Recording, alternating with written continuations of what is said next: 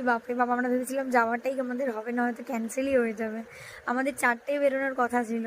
আমরা পৌঁছে গেছি, এই যে আমি নামছি, নেহাও নেমে গেছে, এবার মৌ নামছে।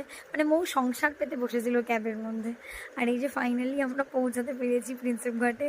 6টা 6:30 মেবি ছিল টাইমিংটা। আর খুব সুন্দর ছিল ওয়েদারটা, মানে মানে বিকেলও না আর সন্ধেও হয়নি, এত সুন্দর লাগছিল, ভিউটা ছিল। আর এখানে আমি ভিডিও করছিলাম, এবার হঠাৎ করে অন্ধকারে দেখে নিজেকে ভাবছি বাবা এত এরকম আসছে। থ্যাংক ইউ দিদি, thank you so so much. Hare Krishna Hare Krishna. Cheers.